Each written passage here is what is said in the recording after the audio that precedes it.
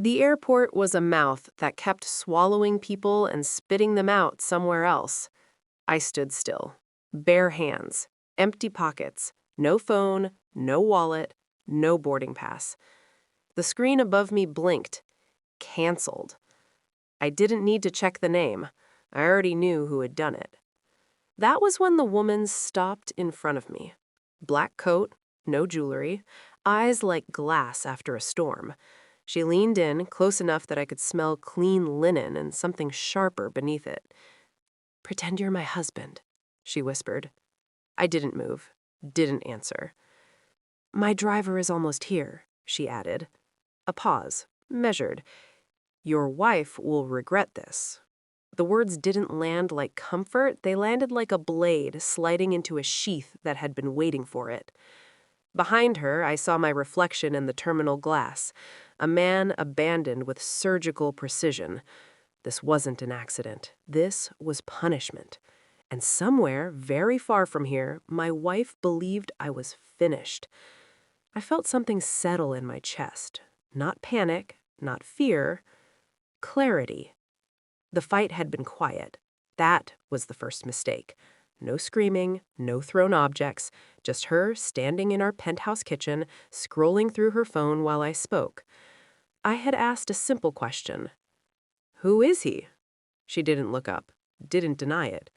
"You're being paranoid," she said, eventually. Flat, almost bored. That was when I knew. Not because of what she said, but because of what she didn't. No outrage, no confusion, no urgency to reassure me. Later that night, she kissed my cheek like muscle memory and booked my flight for space. First class, one way. She always liked tidy exits. I realized the depth of it only when the airline agent avoided my eyes, when the ticket didn't exist, when my card declined because my account no longer recognized me. She hadn't just sent me away. She had erased me. Standing there in Dubai, stripped down to nothing but breath, I understood the truth. She had been living a second life, and I was the expense she'd decided to cut. The woman, my temporary wife, never asked my name. The driver arrived, the door closed, the city slid past like a secret. I watched without reacting, listened more than I spoke. Money talks when you know how to let it, and silence is a language the wealthy respect. Over the next days, I borrowed phones, made calls from borrowed rooms, pulled threads gently. Bank transfers routed through shell companies, a private school tuition paid from an account I'd never seen. Messages erased, but not entirely. I learned to smile again, to nod, to act grateful. Inside, everything tightened. I watched timestamps, compared dates, tracked absences disguised as charity galas. She had planned this for months, maybe longer. I was never meant to come back. The confirmation arrived in a plain envelope. No return address, no note, just documents. A birth certificate, a trust fund agreement, a photo of my wife holding a child I had never seen. The father's name wasn't mine. I didn't feel rage. Rage is loud. This was quiet. When I finally stood in front of her again, weeks later, she smiled like nothing had changed.